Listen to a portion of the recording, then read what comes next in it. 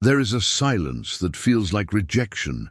You have prayed, and the heavens felt like brass. You have waited, and the days have stretched into weeks, the weeks into months, and sometimes the months into years. And somewhere in the middle of all that waiting, a quiet, painful thought has begun to form. Not one you asked for, not one you invited. But it crept in through the cracks of your exhaustion and whispered, "Maybe God is punishing you. Maybe this silence is judgment. Maybe the distance you feel is proof that you are not enough, that you have done something wrong, that the door has been closed because you do not deserve to walk through it." I need you to hear me clearly today, friend. That thought is a lie, not a harmless misunderstanding, not a gentle theological error. A lie, one that the enemy has used for centuries to take the most powerful people of faith and bring them to their knees in shame instead of in surrender. Because there is a massive difference between kneeling in shame and kneeling in trust. One is the posture of someone who believes they are condemned. The other is the posture of someone who knows they are being shaped. And today, we are going to talk about the difference. This message is called "This Season is Preparation, Not Punishment, a Word for the Waiting." And before we go one step further, I want to ask you to do something right now. In the comments below this video, I want you to write this phrase, "God is preparing me, not punishing me." Write it out. Let your fingers type it and let your heart feel the weight of it. Because sometimes the first step out of a lie is simply speaking the truth out loud, even digitally, even anonymously, even when you do not fully believe it yet. Write it there. Someone else is going to scroll through those comments today in their darkest moment, and your declaration might be the very thing that keeps them from giving up. Now I want to tell you what this journey today is going to feel like. We are going to walk through a landscape that you know, the landscape of waiting, but we are not going to walk through it with our eyes down and our hearts defeated.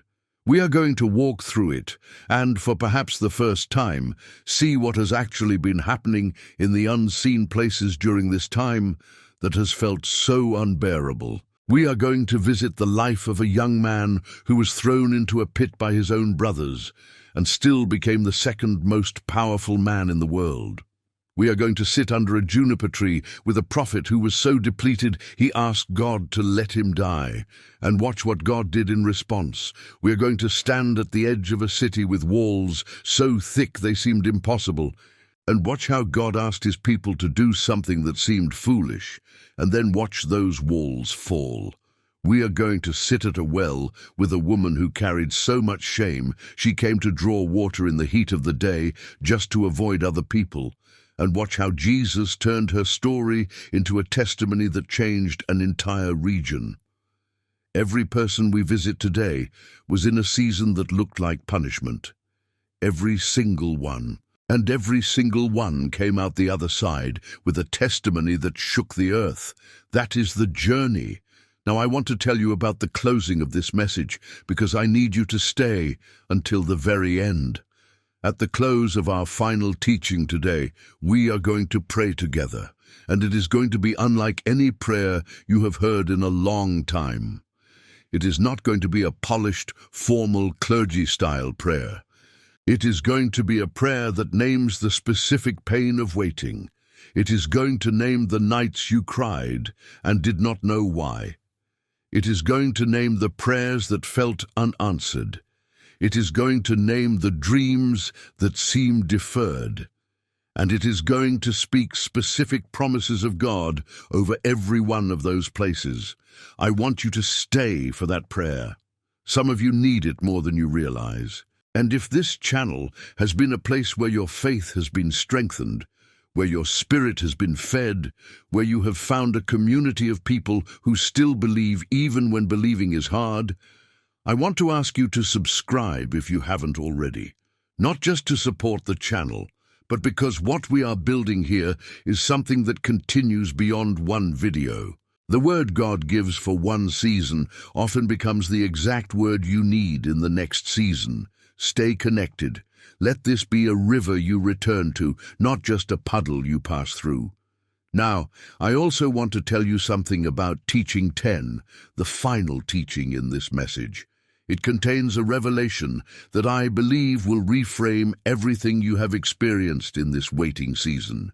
Not just comfort you, reframe you. It will give you a lens through which you will look back at this season and see it completely differently than you have been seeing it.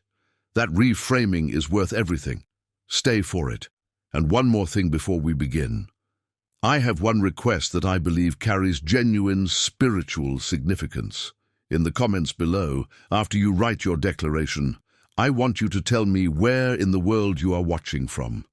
Because right now, as you watch this, there are people watching from living rooms in Nigeria and kitchens in Brazil and hospital waiting areas in the Philippines and late-night bedrooms in the United Kingdom and early morning quiet places in South Korea and Australia and Canada and every corner of this world. And all of us are waiting for something. All of us have carried the weight of a season we did not choose.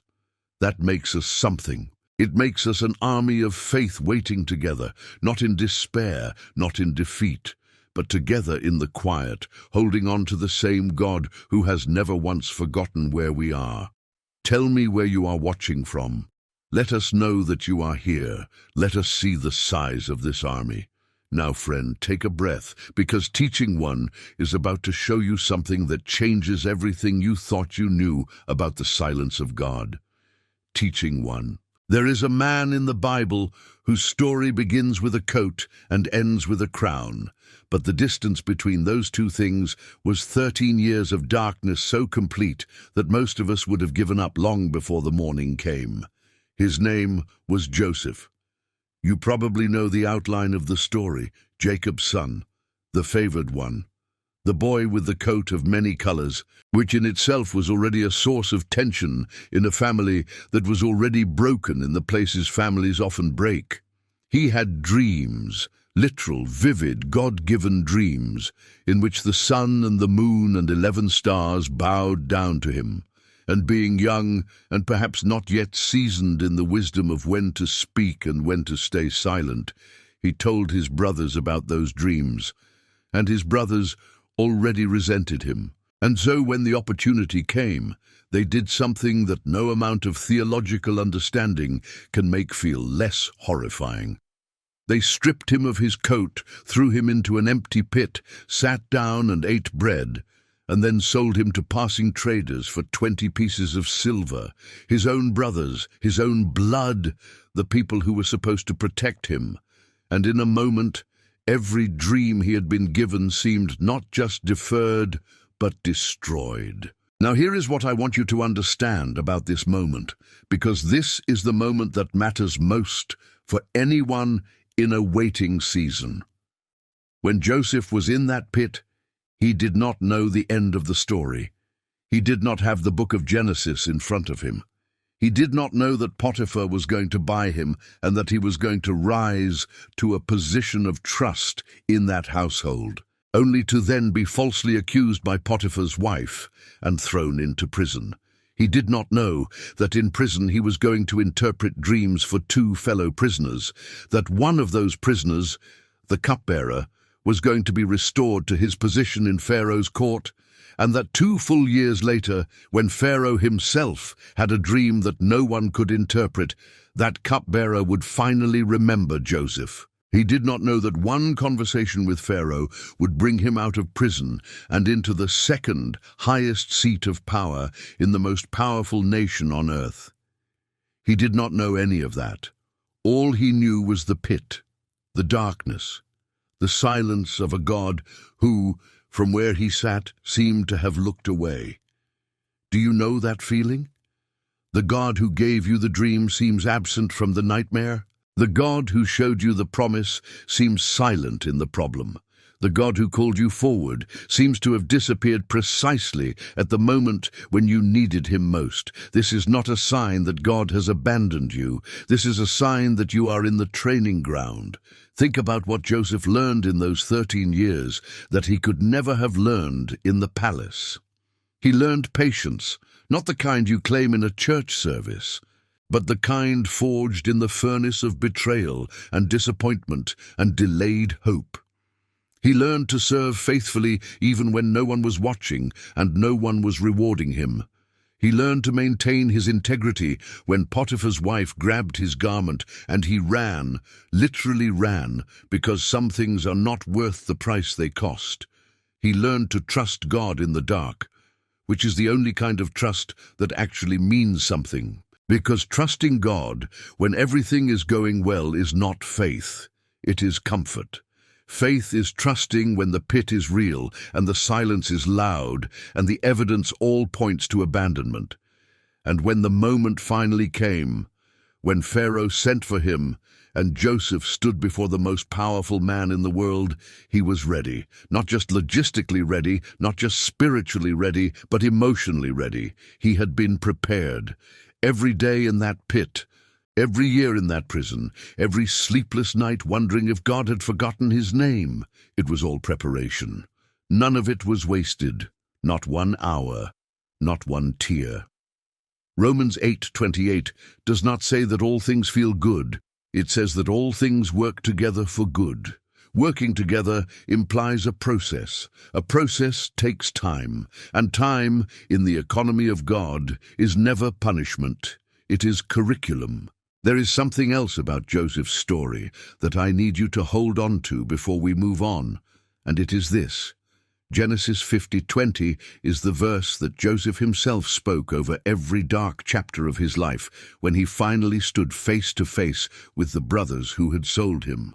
He said, "You intended to harm me, but God intended it for good to accomplish what is now being done." He did not say, "God allowed the harm." He did not say, "God turned a mistake into something useful." He said, "God intended it for good."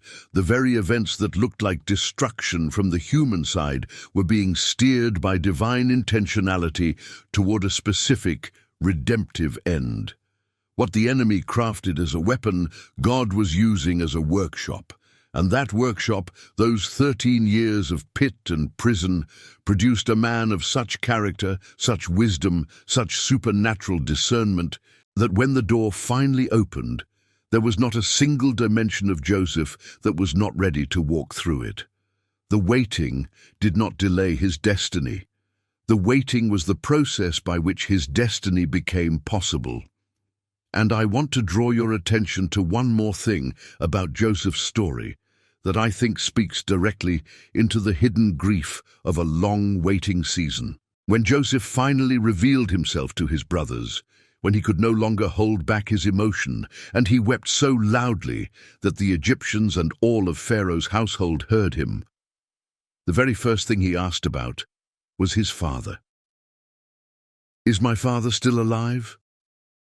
After 13 years of separation, after all that had been taken from him, after the pit and the prison and the foreign land and the false accusation, his heart went immediately to the family he had lost. The waiting had not made him bitter. It had not made him cold or closed or unable to feel. If anything, it had made him more tender, more aware of what mattered, more human in the deepest sense of what it means to be human. Because that is what genuine preparation does. It does not strip away your capacity for love, it deepens it. It does not make you harder, it makes you more whole. Joseph emerged from 13 years of darkness, not as a diminished man, but as an enlarged one, a man whose capacity for mercy was vast enough to look into the eyes of the brothers who had sold him and say, "Do not be grieved or angry with yourselves because of what you did to me, for God sent me ahead of you." That quality, the ability to reframe the worst chapter of your biography as divine preparation rather than irredeemable wound, that is not something you get from a seminar. It comes from 13 years of choosing day after day to trust a God you cannot see in a situation you did not choose. Friend, if you are in a pit right now, hear me. The God who gave you the dream has not forgotten the dream. He is not punishing you by making you wait. He's preparing you so that when the moment comes, and it will come. You will be the person who is ready to carry what is being prepared for you. The coat was just the beginning. The crown was always the destination. But you cannot go from the coat to the crown without walking through the full curriculum of the pit. Hold on, because teaching 2 is going to show you something about what God does when you are completely, utterly spent, and it is going to take your breath away. Teaching 2. Sometimes the most exhausted people are not the ones who gave up too soon. Sometimes the most exhausted people are the ones who gave the most. The ones who poured out everything they had in service, in faith, in intercession, in obedience, and then looked up one day and found themselves sitting under a tree in the wilderness, so depleted that the only prayer they could form was, "It is enough, Lord, take my life." That was Elijah. If you do not know the backstory, it matters, because the context is everything.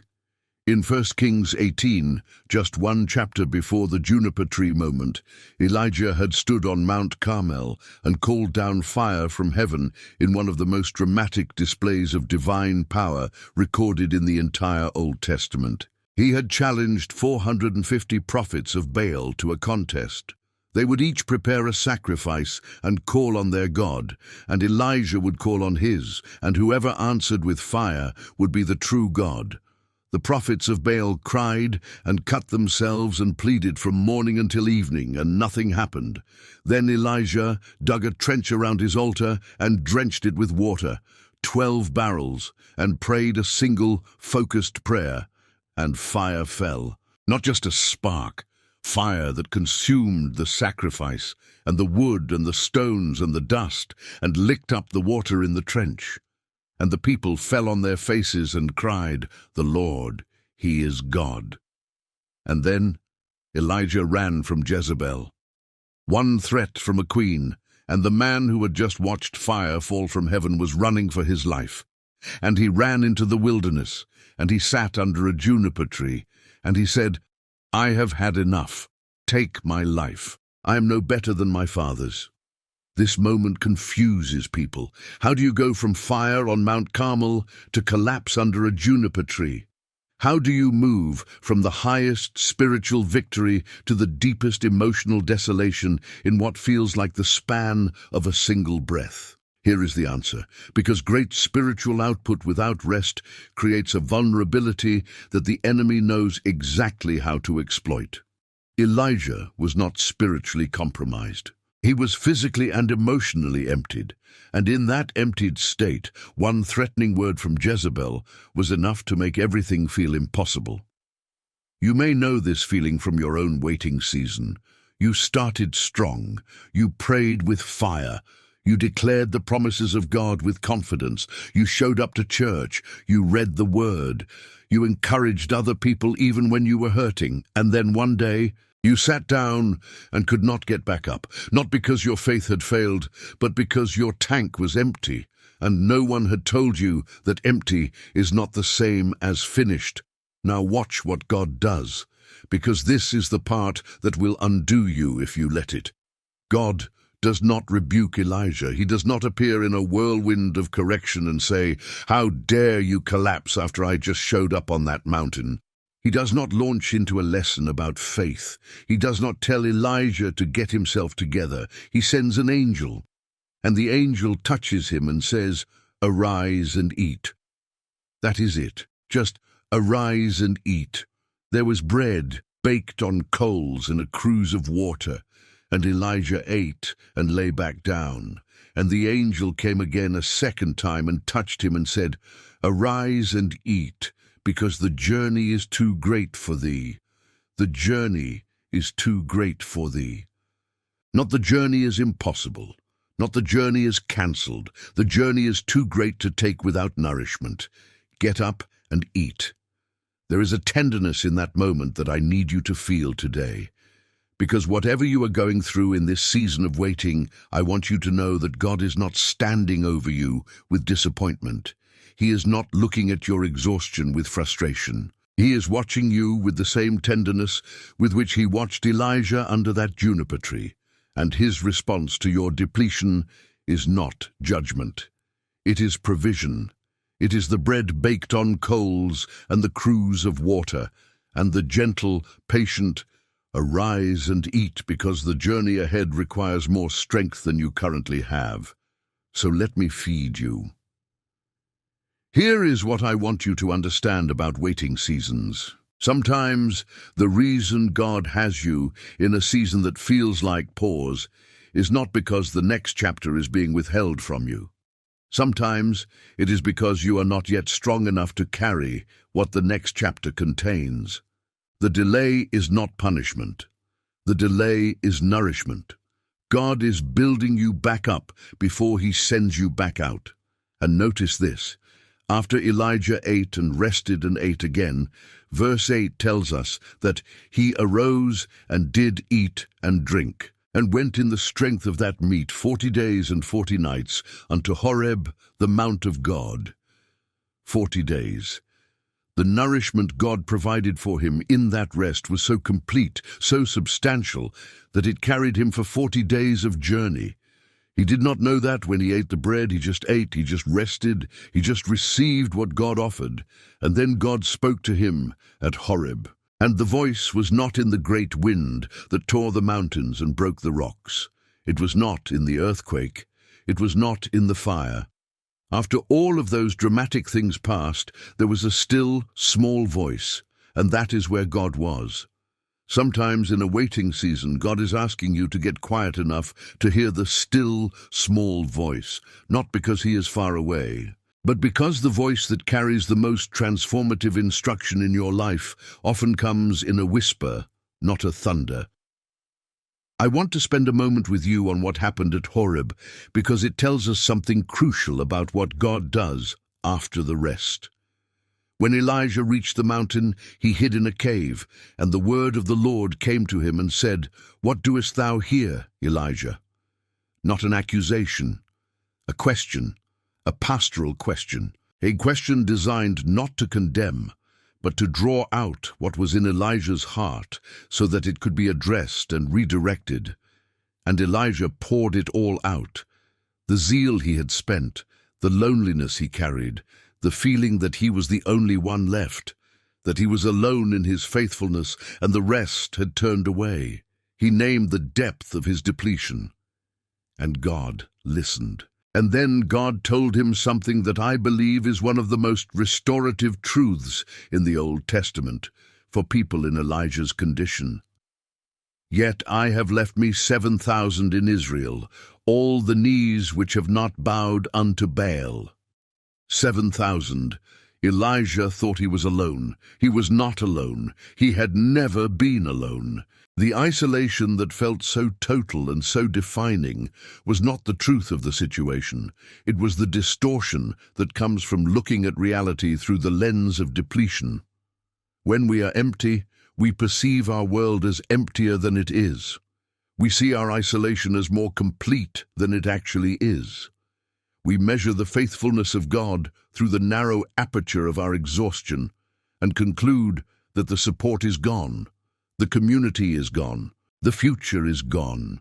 And God, with extraordinary gentleness, corrects the distortion. There are 7,000, Elijah. You are not alone. You have never been alone. And the thing that your exhaustion told you was total devastation was, in reality, a chapter in a much larger story that you could not see from your cave. Your waiting season has a way of doing the same thing to your perception. It narrows your vision to the immediate, the painful, the silent, and it tells you that what you can see is all there is. But God is always operating in dimensions you cannot access from your cave. He is always maintaining more than you can measure, sustaining more than you can see, working on more fronts than your depleted perspective can perceive. The 7,000 are real, the plan is real, the appointed time is real, and the cave is not the end. There is something else that happened at Horeb that I do not want to pass over too quickly, because it speaks to something that often gets lost when we talk about rest and recovery in waiting seasons. after God corrected Elijah's distorted perception, after he told him about the 7,000, he also gave him a commission. Go, return on thy way to the wilderness of Damascus, and when thou comest, anoint Hazael to be king over Syria. And Jehu the son of Nimshi shalt thou anoint to be king over Israel. And Elisha the son of Shaphat of Abel-Meholah shalt thou anoint to be prophet in thy room. 3 people to anoint, 3 appointments to keep. The work was not over. The calling was not cancelled. The wilderness had not been the end of the road. It had been a rest stop on a road that still stretched ahead of him with assignment, with purpose, with meaningful, world-shaping work. And I need you to hear this in your own season. The rest God gives you in the wilderness is not retirement. It is not God acknowledging that you are too depleted to be useful. It is God restoring you so that the mission can continue, so that the anointings that are waiting can happen. The people who need to be found can be reached. The work that only you can do in this generation can be completed. The juniper tree was a pause in the narrative, not the end of it. And the thing that Elijah could not see from under that tree, the thing that looked from his exhausted perspective like the end of his usefulness, was in fact a chapter break before some of the most consequential chapters of his story. Elisha was still to be found. A generation of prophets was still to be trained. A mantle was still to be passed that would carry the spirit of Elijah's ministry far beyond the borders of what Elijah himself could accomplish in the years he had left. The wilderness was not subtraction. It was the preparation for the multiplication of everything God had invested in him. And I want to say something tender to the person who is reading this, who has been in a long waiting season and has begun to quietly wonder whether the window for your purpose has already closed, whether the years of waiting have cost you the opportunity to be used, whether the best was behind you and the wilderness was what remained. Friend, hear the word of God to Elijah under the tree. Arise and eat. The journey is too great for thee to take without nourishment, but there is still a journey. There are still anointings to make. There are still people out there who are waiting for what only you have been prepared by this specific season to give them. The waiting has not disqualified you. It has been shaping you for exactly this. Today, I want to ask you to do something meaningful. If there is someone in your life right now who is sitting under their own juniper tree, who is exhausted, who has given everything and feels like they have nothing left, I want you to share this video with them. Not with a big explanation, not with a sermon, just send it. Just let them know. I was thinking of you and I thought this might help. Sometimes the most powerful thing we can do for someone in their wilderness is simply let them know that they are not alone in it. I also want to say something to those who have been exhausted, not by failure, but by faithfulness. Sometimes the deepest depletion does not come from having run away from what God called you to. It comes from having run toward it with everything you had for a very long time without adequate rest. Elijah's burnout was not the burnout of someone who had been careless or unfaithful. He had been extraordinarily faithful. 450 prophets of Baal could not shake him. He stood alone on that mountain and called down fire. And then one woman's threat, one voice, one letter, one piece of news brought him to his knees. Because what Elijah had been running on was not sustainable. He had been giving out of a tank that had not been replenished. And God, rather than rebuking him for running low, honored the honest depletion with bread baked on coals, the most fundamental provision, the most basic nourishment, not a vision, not a commission, not a sermon, food, rest, then food again. God met the physical and emotional reality before he addressed anything spiritual, because God understands the integrated nature of the person he made. Body, soul, and spirit, and he knows that spiritual renewal often begins not with a mystical encounter, but with sleep and food and the physical kindness of being cared for. If you have been running hard on an empty tank, God is not disappointed in your depletion. He is baking bread. The rest you have been denying yourself in the busyness of faithful service is not laziness. It is the exact thing He is prescribing for what ails you. Arise and eat. Let that be permission. And friend, God has not forgotten your address. He knows exactly where you are sitting, and even now, in this season that has felt like wilderness, He is baking bread. He is preparing provision. He is about to touch you on the shoulder and say, "Arise and eat, because what is ahead of you is going to require strength, and I am going to give it to you." The juniper tree is not the end of the story. It never was.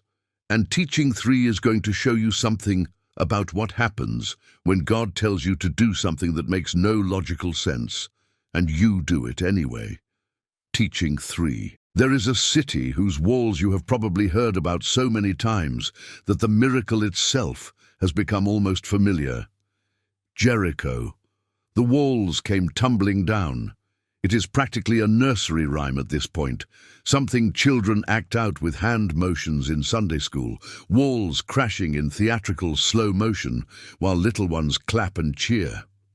But if you strip away the familiarity and sit with the actual strategy God gave to Joshua and the people of Israel, you start to realize that what happened at Jericho was not just a military miracle, it was one of the most sophisticated tests of obedience in the history of the Bible. And what God asked of them before those walls fell holds a message for every single person who is in a waiting season right now. Here is the context. The Israelites have crossed the Jordan River. They are standing at the edge of the Promised Land. And the first city they have to take is Jericho, a fortified city, walls thick enough that houses were built into them, defended by trained soldiers, an imposing first obstacle between the people of God and everything God had promised them. And God gives Joshua the strategy: march around the city once a day for 6 days. 7 priests, 7 trumpets, the Ark of the Covenant. Do not shout, do not speak, just march. And on the 7th day march around 7 times, and when the priests blow a long blast on the trumpet, then shout, and the walls will fall. Now I want you to put yourself in the sandals of one of the Israelites receiving this instruction. No battle plan, no siege equipment, no strategy that any military commander of any nation in the ancient world would have recognized as logical. Just walk in a circle, in silence, for 6 days, and on the 7th day, walk in a circle 7 times, and then yell. Can you imagine what the soldiers of Jericho were thinking as they watched from the walls? Day 1, strange. Day 2, increasingly baffling. Day 3, 4, 5, these people must be confused. Day 6, this is their plan, this is what their God told them to do, and the Israelites did not know when the walls would fall. They were not given a running countdown. They were not told, on the 6th day you will see cracks begin to form. They were told, do this and trust me. That is the hardest kind of obedience, not the obedience that comes with clear evidence of progress. Not the obedience that lets you see the result building with each step you take. The obedience of 6 days of silence and marching with no visible change whatsoever. Day after day, the walls are still standing. Day after day, from the outside, nothing looks different. Does that sound familiar? Day after day you have been praying. Day after day you have been trusting. Day after day you wake up and the situation still looks the same. The walls are still standing and the enemy is still up there looking down at you, maybe even laughing at the seeming futility of your obedience. But here is what was happening in the unseen places during those 6 days of marching. The obedience of the people was not just a ritual, it was a confession of faith. Every time they picked up their feet and walked another circle, they were saying with their bodies what they were declaring with their hearts. We believe that our God is greater than these walls. We believe that what He has promised will come to pass.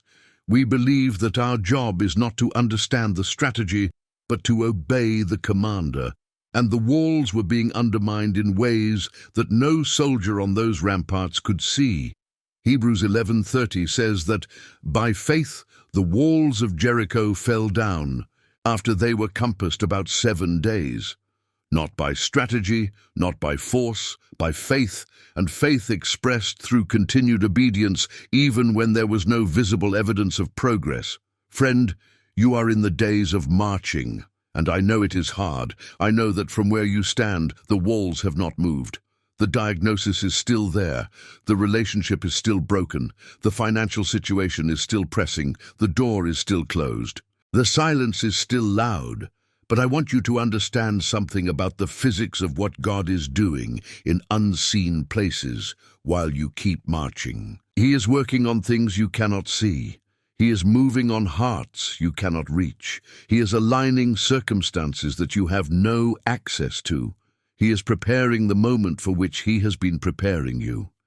And just like those walls at Jericho, the breakthrough is not going to come gradually. It is going to come all at once, in a moment, in a way that will be so clearly the hand of God that no one who was watching will be able to attribute it to luck or coincidence or natural progression. But it only happens if you keep marching on day 6. It only happens if you do not stop on day 5, because nothing has changed. It only happens if you pick up your feet on day 7, all 7 circuits, and then you shout before the walls have moved a single inch. The shout came before the walls fell, not after, before. That is faith. Faith says it is done before the evidence confirms it. Faith shouts in the silence before the breakthrough is visible. Now I want to draw your attention to something about the Ark of the Covenant in this story that I think we often overlook entirely. The Ark was carried by the priests as they marched, and the Ark, in the theology of ancient Israel, represented the very presence of God dwelling in the midst of His people. It was the visible symbol of the invisible God, choosing to be near, choosing to move with them, choosing to accompany them in the march. And so, every circle they walked around that city, they carried the presence of God with them, not ahead of them, waiting at the destination, not behind them, mourning the path they had walked, with them, in the center of the march, in the midst of the obedience, in the heart of the day 6 silence. What this means for you is not abstract theology. What this means is that in every day of your waiting, in every circle you have walked around the wall of whatever situation has seemed unmovable, you have not been marching alone. The God whose presence was represented by that ark has been walking with you, not watching from the throne of heaven while you figure out the route. With you, in the march, on day 3 when you were discouraged, on day 5 when you nearly stopped, on day 6 when the walls still had not moved and everything in you wanted to put down the trumpet and sit in the dust and call the whole thing off. He was in the march. He is in your march right now. Before I ask you to respond, I want to take you inside Jericho for a moment, to the side of the story we almost always overlook because we are so focused on the walls. Before a single Israelite soldier marched, before a single trumpet note was sounded, before the first circle of obedience began, there was a woman inside that city named Rahab. She was not a part of the people of Israel. She was not a woman with a clean reputation or a respectable position. She was a woman who ran an inn in the city wall, a Gentile, an outsider, by every external measure the last person you would expect to play a central role in one of the most famous miracles in the Old Testament. And yet, when the 2 spies that Joshua had sent were in danger, she hid them. She lied to the king of Jericho to protect them. And when she asked for protection for herself and her family, when Israel came to take the city, the spies told her, "Bind this scarlet thread in your window, and her household will be spared."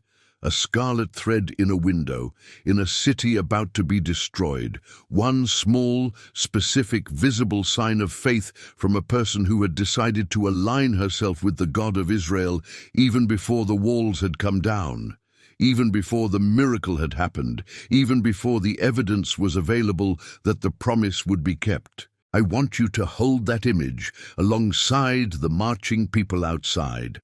While the army of Israel was walking in circles in obedient silence, trusting a strategy they could not fully understand, there was a woman inside the very city they were praying would fall, who had already made her decision. Her faith was not on display to anyone but God. Her scarlet thread was hanging in a wall that was about to collapse, and it was the one thread in that wall that the collapse would not touch. Rahab and all her household were brought out before the city was burned. And Rahab went on to marry into the tribe of Judah and appears in the genealogy of Jesus in Matthew chapter 1. The woman with the scarlet thread in the doomed wall became an ancestor of the Savior of the world. What this tells you about your waiting season is this: God is working inside the very walls you are marching around.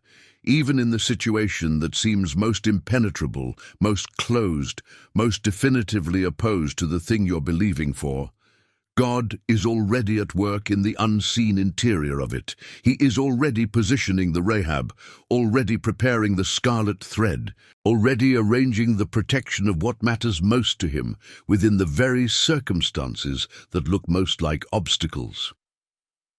Your marching is not blind faith toward an indifferent wall. It is obedient partnership with a God who is simultaneously working on both sides of the barrier, in both the visible march and the hidden interior, so that when the breakthrough comes, it comes in a way that is complete, that protects what needs protecting. And that brings out of the falling walls exactly the people and the things that need to be carried forward. I want to ask you to do something right now that I believe carries the same spiritual energy as that seventh-day shout. I want you to leave a single word in the comments below, your declaration. It might be faithful, declaring that God is faithful even in the waiting. It might be standing, declaring that you are still standing even though the walls have not moved. It might be soon, declaring that your breakthrough is coming. Whatever word rises in your spirit right now, leave it in the comments. Let this section fill with declarations. Because when people in their own waiting seasons scroll through these comments and see an entire community of people who are still shouting before the walls have fallen, something happens in the atmosphere. Faith is contagious, and your shout might be the thing that gives someone else the courage to keep marching. I want to say one more thing about the silence that was required at Jericho, because I think it holds something that we need to let sink in. The instruction was not just to march, it was to march in silence. Not one word was to be spoken until Joshua gave the signal on the seventh day. No encouragement exchanged on the path, no strategy discussions, no complaints aired out loud, no theology debated.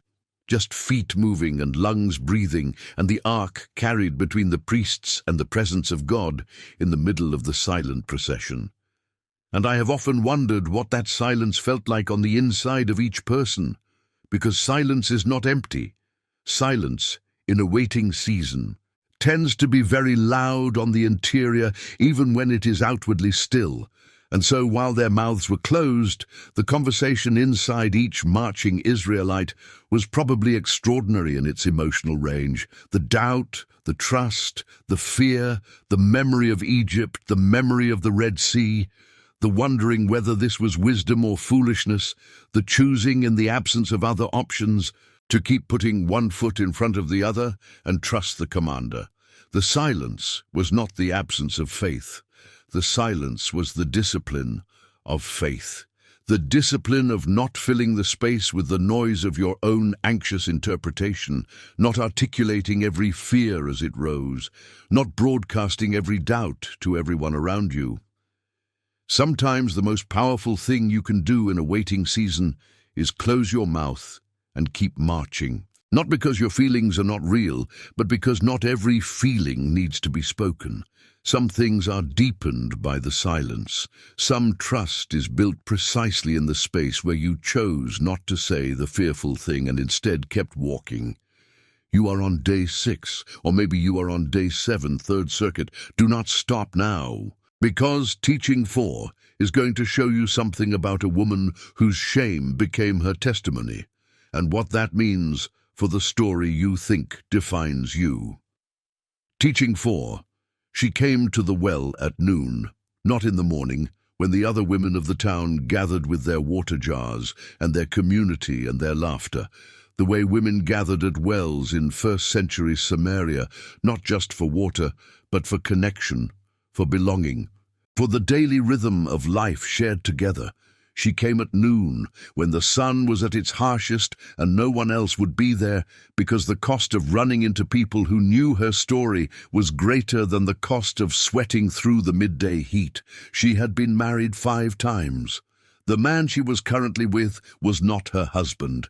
In a culture where social belonging was everything, where a woman's reputation was her currency, she had none of it left. She was not just unloved, she was known to be unloved. And the loneliness of being known for the wrong things is a very specific kind of pain. Not just the loneliness of being alone, but the loneliness of being seen and still being alone. And that is where Jesus chose to be waiting, not in the synagogue, not in a place of social respectability, not with the people who had their lives together, who had the right credentials, and the clean reputations, and the theological pedigree. Jesus, who was tired from the journey, sat down at a well in Samaria at noon and waited for a woman who had been broken in the places that people break most deeply. And when she came, he did not begin with her sin. He began with her need. "Give me to drink," he said. And the conversation that followed was one of the most extraordinary exchanges in all of Scripture.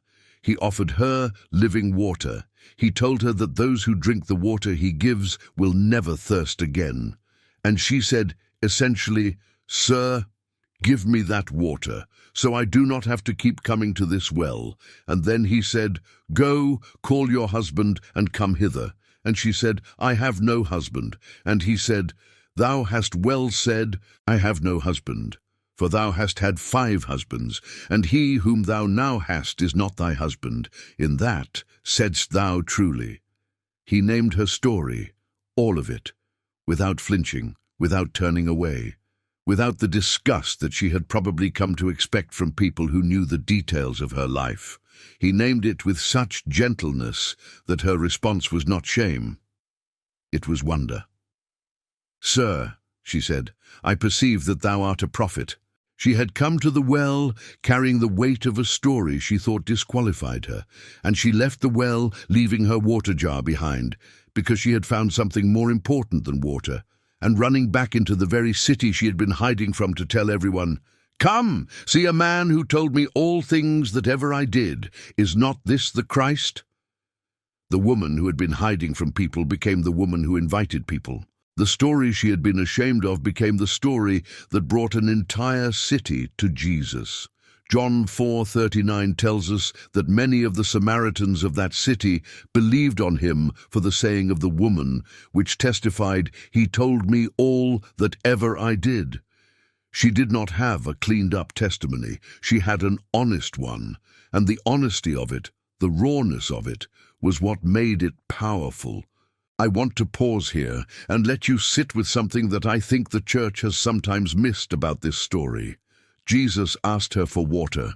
He initiated the encounter by expressing need, his own need, the weariness of a man who had been walking and was thirsty. And in doing so, he dismantled the power dynamic that shame always creates. When someone who carries shame expects encounter, they expect the dynamic to be: powerful person stands above, broken person crouches below, judgment flows down. But Jesus sat down. He was tired. He was thirsty. He asked her for something. And in that one gesture, the entire relational architecture shifted. She was not a case study. She was not a ministry project. She was a person from whom he was willing to receive. And that, the willingness to receive from the one who is used to only being judged, is one of the most theologically beautiful aspects of how Jesus moved toward broken people. He did not enter the encounter with a clipboard and a list of her failures. He entered it with an honest thirst and a genuine request, and from that posture the entire conversation unfolded. Dignity was restored before a word of her history was mentioned. She was seen as someone who had something to offer before she was seen as someone with a story to account for. And I believe that this is the model of how God approaches you in your waiting season, in your shame, in the noonday heat of whatever you have been hiding from. He does not arrive with condemnation. He arrives with presence. He sits down where you are sitting. And the encounter he initiates is one in which you are treated as someone who has value, not despite your story, but within it. I also want to spend a moment on the conversation about worship that happens in the middle of this encounter, because it is not an interruption of the story's emotional arc, it is the heart of it. The Samaritan woman, in the midst of her growing realization of who this man at the well might be, pivoted to a theological debate. "Our fathers worshipped in this mountain," she said, "and ye say that in Jerusalem is the place where men ought to worship." She raised the old argument, the long-standing division between Samaritan and Jew, the geography of worship that had kept two communities separated for generations. And Jesus' response dismantled the entire geography of holiness framework with a single statement. "Woman, believe me, the hour cometh when ye shall neither in this mountain nor yet at Jerusalem worship the Father. But the hour cometh, and now is, when the true worshippers shall worship the Father in spirit and in truth, for the Father seeketh such to worship him." The Father seeketh such to worship him, not worshippers who come from the right mountain, not worshippers who carry the right pedigree or the right national identity or the right clean history, worshippers in spirit and in truth, people who bring what they actually have, their real spirit, their honest truth, their lives as they actually are rather than as they wish they were, and offer it to a God who is seeking exactly that kind of worship. This is the liberating word for every person in a waiting season who has felt too far from the right mountain, too far from the temple, too distant from the place where they believe they would need to be in order to qualify for encounter with God. You do not need to arrive at the right mountain. You need to arrive at the well. You need to come in the heat of your own noon with your real thirst and your real story and your real need, and find that he was already there waiting. The worship that God is seeking from you in this season is not the polished, put-together worship of someone who has resolved everything. It is the spirit and truth worship of someone who is thirsty and knows it, who comes to the well not because they deserve the water, but because they cannot survive without it. That is the worship that draws him. That is the worship that changes cities. Friend, I need to speak to something today that I believe is at the heart of many waiting seasons. Some of you are waiting because you believe that your past disqualifies you from the future God promised you. You believe that the broken marriages or the wrong choices or the years of running or the things you are not proud of have closed a door that can never be reopened. You have built your theology of waiting around the idea that this silence is the consequence of the life you have lived, that you are reaping what you sowed, and that the harvest of your mistakes is the reason the promises of God seem so far away. But the Samaritan woman's story dismantles that theology completely. Jesus went out of his way, geographically, culturally, socially, to meet her at her place of shame and turn it into a place of encounter. He did not meet her after she had her life together. He met her at the well, in the heat of noon, with every broken thing about her fully visible to him, and he did not offer her forgiveness in exchange for hiding. He offered her living water, and then used her story, exactly as it was, to be the testimony that changed her community. Your story, the parts you are ashamed of, the parts you have tried to hide, the parts that make you feel disqualified. Those parts are not obstacles to your purpose. They are the very substance of your testimony. The depth of what God has brought you through will one day be the depth of what you can offer to someone else who is standing at their own noonday well, convinced that their story is too broken to be redeemed. There is something I want you to do today that I believe is an act of courage and faith simultaneously. I want you to find one person in your life, one who is carrying a story they are ashamed of, a season they are hiding from, a well they visit at noon, and I want you to tell them, in whatever words come naturally to you, your story is not the end. I have been listening to something today that reminded me of you, and I believe God has something for you that your past cannot disqualify you from receiving. You do not need to preach at them. You do not need to have all the answers. Just be the voice that says, you are not too far gone. That is what Jesus did at the well. He showed up, he acknowledged her reality, and he offered something better. Your waiting season may be the very thing that is equipping you to sit with someone else at their well. Do not despise the preparation, because Teaching 5 is going to show you something about the lost coin, and why God sweeps the whole house even when you feel like you cannot move. Teaching 5. There is a parable that gets overlooked in the shadow of its more famous neighbors. It sits between two of the most celebrated stories Jesus ever told, the parable of the lost sheep and the parable of the prodigal son. And perhaps because of those louder stories on either side of it, the parable of the lost coin is often passed over quickly, treated as a brief transitional moment between more dramatic narratives. But it holds something I want to sit with today, something small and precise and extraordinarily important for anyone who is in a waiting season and wondering if God is actively looking for them or if they have simply been set aside and forgotten. Luke 15:8-10. Jesus says, Either what woman having 10 pieces of silver, if she lose one piece, doth not light a candle, and sweep the house, and seek diligently till she find it? And when she hath found it, she calleth her friends and her neighbours together, saying, Rejoice with me, for I have found the piece which I had lost. Likewise, I say unto you, there is joy in the presence of the angels of God over one sinner that repenteth. Simple story. 10 coins. One is lost. The woman lights a lamp, sweeps the entire house, and searches until she finds it. And when she does, she throws a celebration.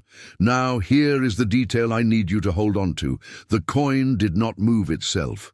The coin was lost, and it was passive in its lostness. It was not searching for the woman. It was not crawling toward the light. It was simply somewhere in the house, in a corner, under a piece of furniture, in the dust, waiting not by choice, but by circumstance to be found.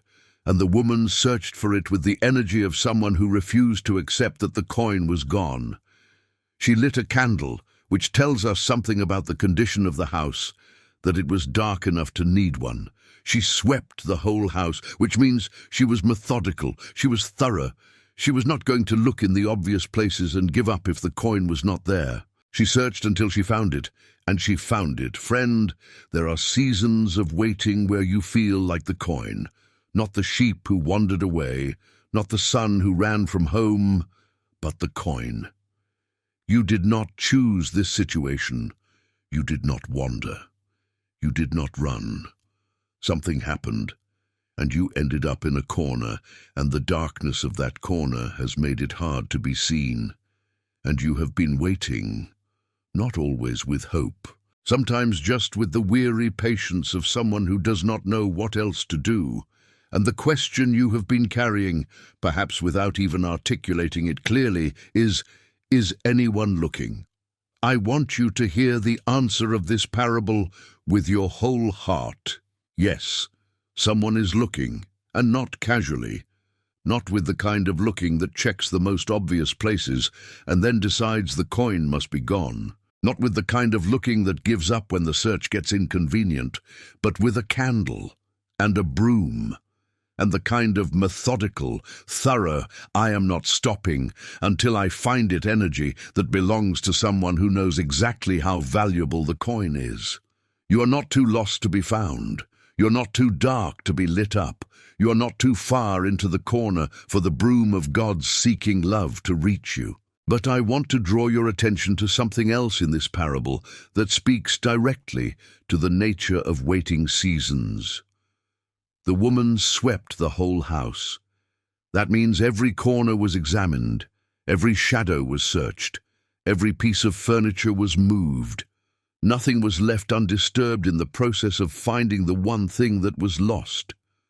Sometimes a waiting season is God sweeping the house. And the sweeping is not gentle. It moves things. It disturbs the dust in corners you had gotten comfortable not examining. It brings things to light that you had tucked away, not because they needed to stay in the dark, but because looking at them felt too hard. The discomfort of the searching is not punishment. It is the thoroughness of a love that refuses to leave any corner unexamined because what it is looking for is too valuable to give up on. And here is the culminating truth of this parable. When the woman finds the coin, she does not say, "Finally, there you are, where have you been?" She calls her friends and neighbors together and throws a party. There is joy, not relief tinged with frustration, not a quiet, tired satisfaction. Joy, celebration, because the thing that was lost is now found. Jesus then says, "There is joy in the presence of the angels of God over one sinner that repenteth." Over one, not over the thousands who were already found, over the one that required the candle and the broom and the patient, diligent search. I want to sit for a moment with the economic reality behind this parable, because Jesus chose it deliberately, and there is meaning in the material details. 10 pieces of silver. In the cultural world of this parable, these coins were likely drachmas, roughly equivalent to a day's wage each. For a family of modest means, 10 drachmas represented 10 days of work. The loss of 1/10 of that was not abstract or theoretical. It was real loss, real scarcity. And the woman's response, lighting a lamp, sweeping the entire house, was proportionate not to the drama of the loss, but to the genuine value of what was missing. She searched the way she searched because the coin was worth searching for. The effort of the seeking was a statement about the worth of the thing sought. And here is what I want you to receive from that. God's searching for you is not obligatory, and it is not minimal, it is proportionate to your value in His eyes. The candle He lights and the broom He sweeps with are not the actions of a God who considers you a minor inconvenience to be located and checked off a list. They are the actions of a God who holds you as precious, specific, particular, irreplaceable, and who refuses to let the darkness of your corner be the final word about where you are. The effort is the declaration, the searching is the love, and it has your name on it. Your return, your breakthrough, your moment of being found, is not going to be received with a tired sigh by a God who has been exhausted by the effort of seeking you. It is going to be received with the kind of joy that fills the halls of heaven. It is going to be received with celebration. The angels are going to rejoice, because you are not a statistic to God. You are the coin, the specific, precious, irreplaceable one that He lit the candle and swept the house to find. There is something about the coin itself that I want you to notice, because Luke's original audience would have caught a detail that we tend to slide past. In the 1st century, a silver drachma typically bore an image, the face of a ruler, an emperor, a mark of origin and belonging. The coin carried its identity not just in its material, but in its impression, in the image stamped into it from the moment of its making. And when Jesus elsewhere asked the Pharisees whose image was on the Roman coin, Matthew 22:20, the answer carried the theological weight He intended. The image tells you who the thing belongs to. The coin belongs to the one whose image it bears. And in the parable of the lost coin, The woman searches with such urgency because she knows exactly whose image is on the coin she's missing. It is hers. It came from her. It carries her mark.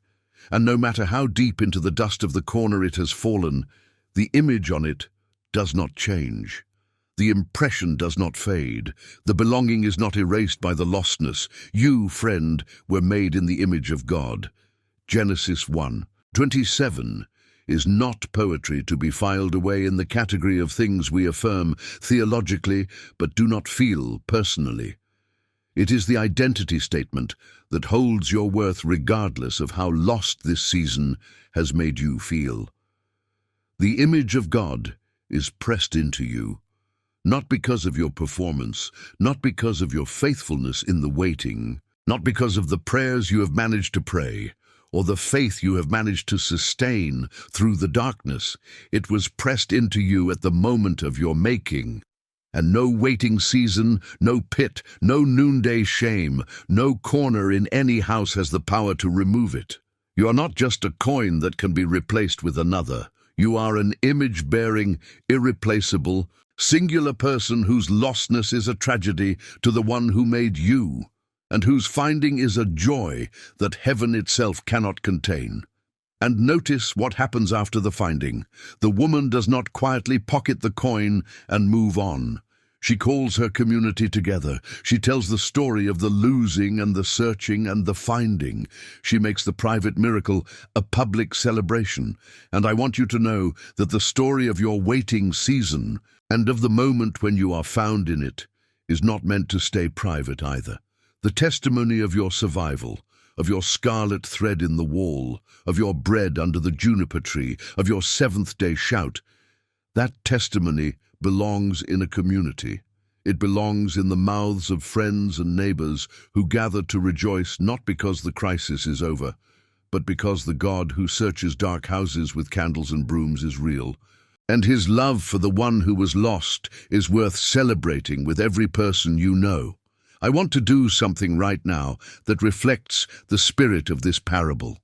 I want to ask you to do an act of seeking in your own life today, someone in your circle. Your family, your workplace, your neighborhood, your church is lost in a corner right now. They are not asking for help. They are not announcing their struggle. They are just in the corner, quietly waiting. And today I want to challenge you to be the kind of person who lights a candle and sweeps toward them. Text someone you have been meaning to check on. Call someone who has gone quiet. Show up at someone's door with bread baked on coals. Metaphorically speaking, be the one who searches with a candle. Because sometimes God answers someone else's prayer for finding through the hands and feet of someone who was willing to pick up the broom. You are seen. You are sought. You will be found. And when you are, heaven will celebrate. Teaching 6 is going to show you something about tears and why the seeds you have been sowing in them are not lost. They are planted. Teaching 6. There is a psalm that reads like it was written by someone who had been through exactly the kind of season we are describing today. Not written from the comfort of the palace, looking back on the wilderness with philosophical distance.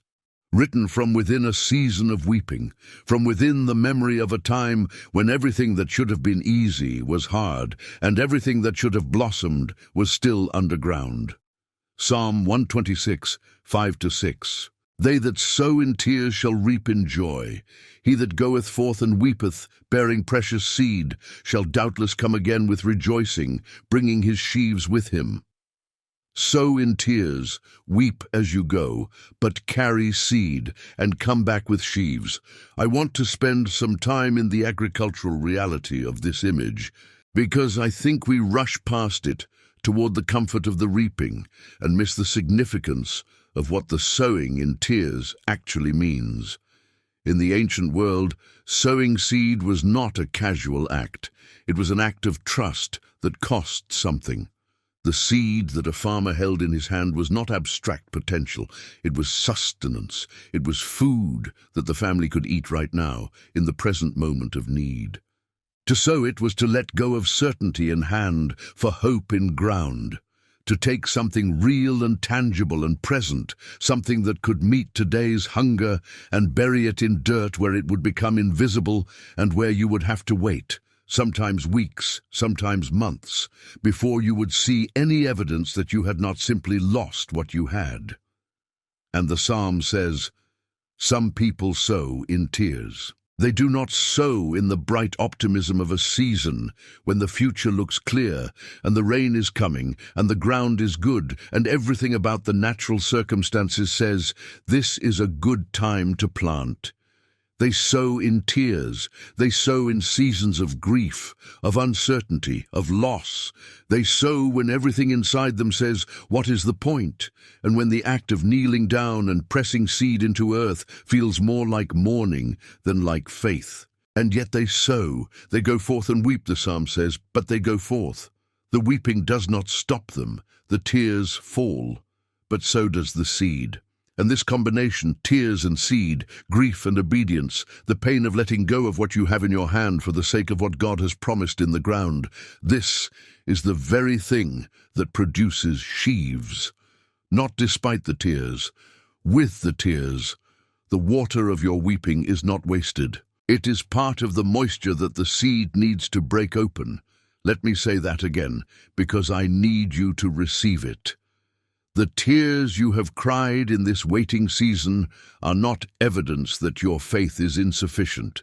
They are part of the planting. They are part of the process. The grief you have carried, the prayers you have wept through, the nights you have held yourself and asked God how much longer. Those tears have been falling on the seed of what God is growing in your life.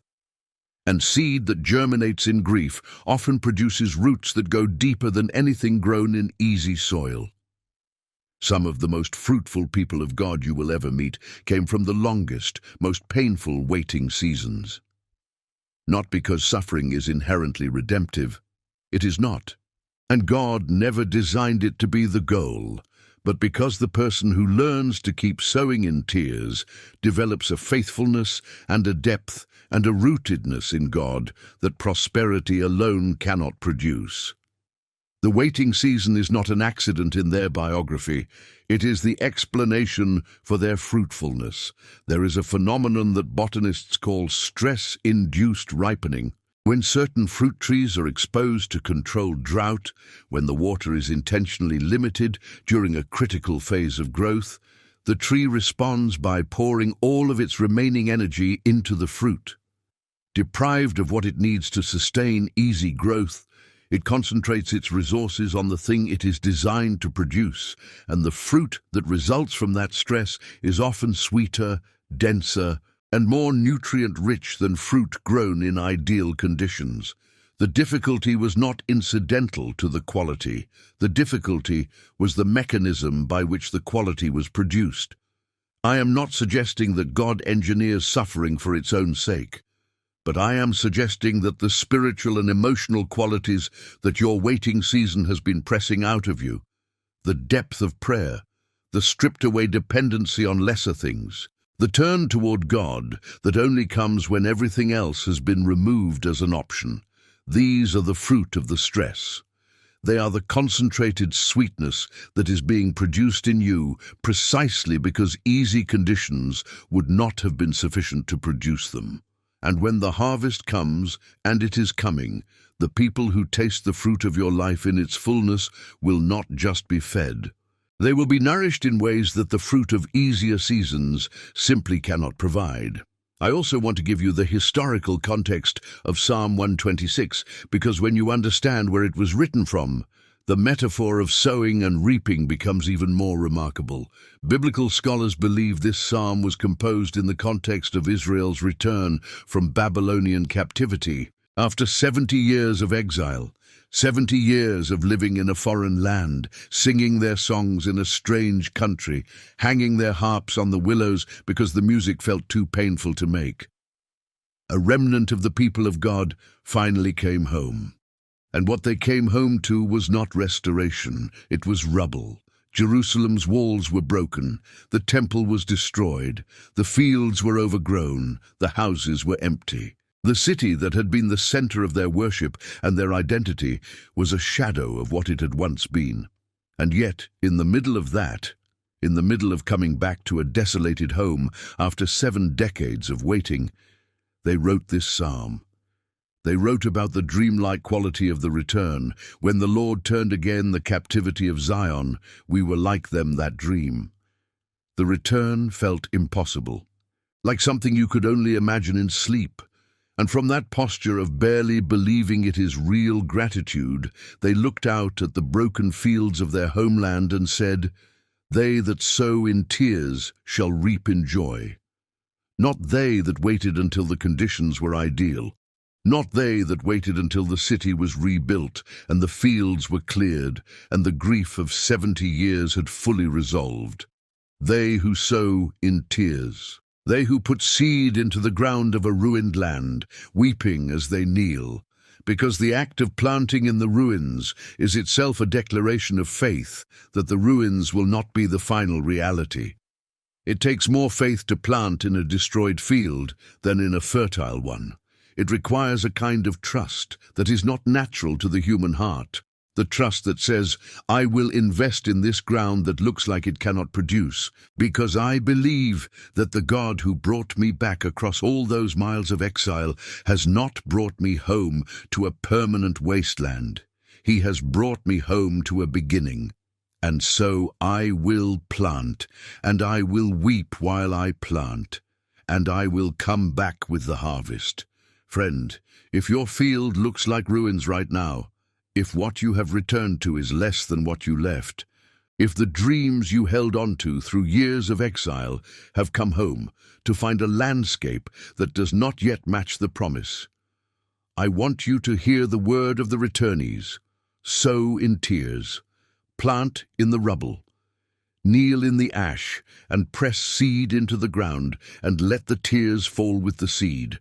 Because this is not a wasteland, this is the beginning, and those who plant here in this field in this season, with these specific tears, they are the ones who come back with the most extraordinary sheaves. Habakkuk 2. 3 adds something that belongs right next to this psalm in the medicine cabinet of every waiting soul. For the vision is yet for an appointed time, but at the end it shall speak and not lie. Though it tarry, wait for it, because it will surely come, it will not tarry. 2 things at once, seemingly contradictory, but perfectly held in tension. Though it tarry, wait for it, because it will surely come, it will not tarry.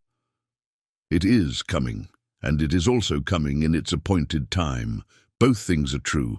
The timing belongs to God, and the timing is not late, even when it feels desperately, agonizingly late by every measure your heart can calculate. The appointed time is real, and the seed you have been sowing in tears will break ground at exactly that time, not 1 day before it is ready, not 1 day after it is needed. I want to draw your attention to the word doubtless in verse 6. He that goeth forth and weepeth, bearing precious seed, shall doubtless come again with rejoicing. Doubtless, without doubt, without the qualifier of maybe or if conditions permit or unless the ground is too rocky or unless too many tears have fallen. The psalmist does not offer the harvest as a possibility, he offers it as a certainty. The person who goes forth weeping and carries seed will doubtless come back with sheaves. The only variable in the equation is the going forth and the carrying of seed. If those 2 things happen, the movement, however tearful, and the holding of what God has placed in your hand, then the harvest is not in question. It is appointed. It is as certain as any law in the natural world. Seed sown in faith, watered by tears, tended by the faithful hand of a God who never sleeps, does not fail to produce. The harvest is not the reward of perfect conditions. It is the inevitable outcome of faithful planting. Friend, I want to ask you something personal today. What seed are you holding in your hand that you have been afraid to sow? What act of obedience have you been delaying because the ground feels too uncertain and the outcome feels too unclear, and you are not sure you can afford to let go of what you currently have? What prayer have you been holding back because you have prayed it before and it did not seem to be answered? And so this time you are keeping it close, protecting yourself from the disappointment of another unanswered cry. Today, I want to invite you to sow it, even in tears, especially in tears. Drop that prayer into the ground. Let that act of faith happen even through the grief. Pick up your feet and go forth, even while weeping, because the promise of this psalm is not conditional on how you feel when you sow. It is conditional on the faithfulness of the God who watches the seed go into the ground and works in the hidden places to bring it to harvest. And if you have been crying this week, if your tears have been falling in ways that felt meaningless or wasteful or like evidence of weakness, I want you to know something. Those tears were not wasted. They were watering something. God collects them. Psalm 56:8 says he puts them in a bottle. And not one drop of what you have cried in faith has fallen to the ground without being held by a God who is intimately acquainted with your grief. The tears sown in faith become the joy of the harvest. And the harvest is coming. Teaching 7 is going to take you to a prophet at the end of himself and show you what God does when his people cry out, "How long?" Teaching 7. There is a small book in the Bible that most people skip over on their way to something more familiar, tucked between Nahum and Zephaniah in the minor prophets, easy to overlook, easy to move past. But Habakkuk, which means to embrace or to wrestle with, is one of the most profoundly honest books in all of Scripture, because it begins not with proclamation, but with complaint. Not with worship, but with the rawest kind of questioning that faith can produce. O Lord, how long shall I cry, and thou wilt not hear? Even cry out unto thee of violence, and thou wilt not save. How long? 2 words that contain the entire weight of every waiting season that has ever existed. How long, God? How long do I pray before the answer comes? How long do I trust before the breakthrough appears? How long do I hold on before I am permitted to let go of hope without being called faithless? How long? The remarkable thing about Habakkuk is not that he asked the question. The remarkable thing is that God answered it, not with a rebuke, not with, "Who do you think you are to question my timing?" Not with silence. God answered Habakkuk's "How long?" with a vision. And within that vision, tucked into chapter 2, verse 3, is the verse we looked at in Teaching 6 from the other direction. For the vision is yet for an appointed time, but at the end it shall speak, and not lie. Though it tarry, wait for it, because it will surely come, it will not tarry. God essentially said to Habakkuk, I hear your question, I receive your honesty, and here is what I want you to know. I have not forgotten the vision I gave you. There is an appointed time for it. Write it down. Make it plain. And then wait for it, because it is coming. I want to stay with that instruction for a moment. Write the vision and make it plain, because it is one of the most practically powerful things God ever told a waiting prophet, and it carries something for you that I do not want you to miss. When God tells Habakkuk to write the vision and make it plain, he is not asking him to produce a polished theological document. He is asking him to do something extraordinarily simple, to put into written words what God has promised, clearly enough that someone running past could read it. Make it plain. Make it legible. Make it a thing you can return to when the feeling of the promise has faded and all you have left is the record of what was spoken. Because this is the genius of writing down what God has told you. Not that the writing makes the promise more real in heaven, but that it makes the promise more accessible in the dark. When Habakkuk's feelings about the vision fluctuated, when the although of the empty field and the blossomless fig tree pressed in on him and threatened to drown out the memory of what God had said, he could return to the written thing. He could find the words on the tablet. He could read back to himself the promise that his feelings had temporarily buried and let the written word anchor him to the reality that God had spoken even when everything visible contradicted it.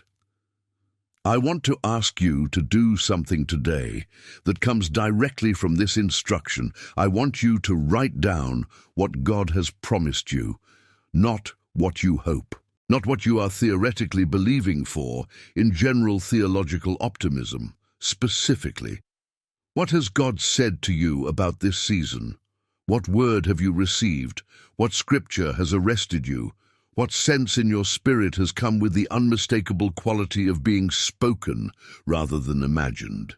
Write it down. Make it plain. Put it somewhere you will see it in the dark. Because when the although of your circumstances speaks loudly, and it will, the written down word becomes the anchor that prevents the drifting. Habakkuk wrote on a tablet. You might write in a journal, or on your phone, or on a piece of paper taped to a wall, where you will see it in the morning before the day has a chance to tell you otherwise. The medium does not matter. The act of writing matters. The plain, legible, returnable record of what God said to you matters, and the instruction is not new. God gave it to Habakkuk millennia ago. He is giving it to you today. What does it mean that there is an appointed time? In the original Hebrew, the word translated appointed time in this context carries the sense of a fixed, ordained moment, not a moving target, not a flexible deadline, but a moment that has been marked in the calendar of eternity for this specific fulfillment. The vision has its time, and that time has been set. Not by the circumstances of your life, not by the state of the economy or the condition of your relationships or the limitations of your body or the failures of your past. The time was set by the God who inhabits eternity and for whom 1,000 years is like a single watch in the night. And here is what that means for you. Your breakthrough is not late. I know it feels late, I know it looks late by every natural measure, but the clock by which your breakthrough is measured is not the one on your wall. It is the one in the hands of a God who has never once been early and never once been late, and whose timing is so precise that when it arrives, you will look back and understand with sudden clarity why every day of waiting was necessary. But I want to stay with Habakkuk for a moment longer, because his journey through the book does not end with the vision in chapter 2. It ends with one of the most extraordinary declarations of faith in the entire canon of Scripture, chapter 3, verse 17 to 18. Although the fig tree shall not blossom, neither shall fruit be in the vines. The labor of the olive shall fail, and the fields shall yield no meat. The flock shall be cut off from the fold, and there shall be no herd in the stalls. Yet I will rejoice in the Lord. I will joy in the God of my salvation. Although the figs are not blossoming, the vines are not producing, the olives have failed, the fields are empty, the animals are gone. Every visible metric of abundance points to scarcity, to failure, to lack, to the apparent absence of God's blessing. Yet, that word is one of the most powerful words in the devotional vocabulary. Yet, despite all of that, in the face of all of that, with all of that present and real and undeniable, yet I will rejoice. This is not denial. Habakkuk does not pretend the figs are blossoming when they are not. He names the reality with full clarity. The fig tree is not blossoming, the fields are empty. He's not performing positive thinking or spiritual bypass or the kind of toxic optimism that tells people their pain is a product of insufficient faith. He sees what is. He names what is. And then he makes a choice. Yet I will rejoice. The yet of Habakkuk is the choice that defines a waiting season, not the choice to deny what you see, not the choice to pretend you are not hurting, or that the delay is not real, or that the silence is not loud. But the choice, in the full acknowledgement of all of that, to root your joy not in what is currently visible, but in who God has always been. To joy in the God of salvation, even when the evidence of salvation has not yet arrived. To rejoice in the Lord, not because everything is fine, but because He is. That is a faith that does not come cheaply. It is a faith that is forged in exactly the kind of season we are talking about today. The waiting season is not just the waiting room for your breakthrough. It is the training ground for the kind of faith that can hold the yet in the face of the although. I want to pause here and look at the progression of Habakkuk's prayer in chapter 3, because it tells us something important about how the although to yet journey actually works in the interior life of a believer. Habakkuk begins chapter 3 with a prayer of trembling. Lord, I have heard thy speech and was afraid. O Lord, revive thy work in the midst of the years. In the midst of the years make known. In wrath remember mercy. He is not performing confidence. He is praying from a place of holy fear, the kind of fear that comes from genuinely encountering a God who is vast and whose ways are higher and whose timing is not subject to human negotiation. And from that trembling, he traces the history of God's faithfulness, the way God moved in the Exodus, the way His glory covered the heavens, the way He went before His people in power. And as Habakkuk rehearses the history, as he rehearses what God has done in the past, something shifts in his spirit. He does not arrive at the yet by manufacturing courage. He arrives at the yet by remembering, by rehearsing. By letting the memory of God's faithfulness in seasons he could not have imagined surviving become the ground on which his present confidence stands. And this is the pattern that works for you and for me in our waiting seasons. You do not reach the yet by telling yourself to feel confident when you do not. You reach the yet by rehearsing. By going back through the record of what God has already done in your life and in the lives of those who came before you, and letting that record speak louder than the current silence. God has been faithful before. That faithfulness is the ground beneath your yet. And I want to pause here and say something about the courage it takes to speak a yet that you do not fully feel. There is a kind of spiritual counterfeit that says, if you cannot feel it, do not say it, because saying what you do not feel is dishonesty. But faith has never been the announcement of current feeling. Faith is the declaration of a reality that transcends present feeling. Habakkuk felt the empty fields. He saw the blossomless trees. He named them with full clarity.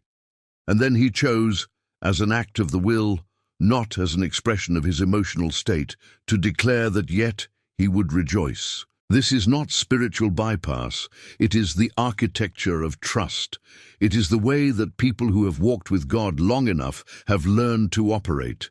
You name what is real, you acknowledge what you see, and then you speak a word over it that is anchored not in the current situation, but in the unchanging character of the one you are waiting on.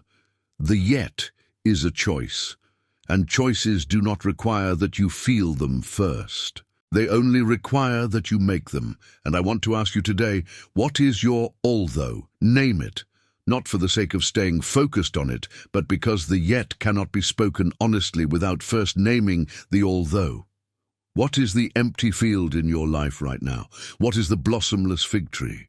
What is the situation that by every visible metric looks like absence rather than preparation? Name it. And then, with that name still on your lips, find the yet. Yet I will rejoice in the Lord.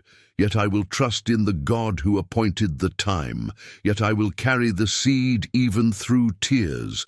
Yet I will keep marching even when the walls have not moved. Yet I want to invite you to make a faith declaration right now in whatever space you are in.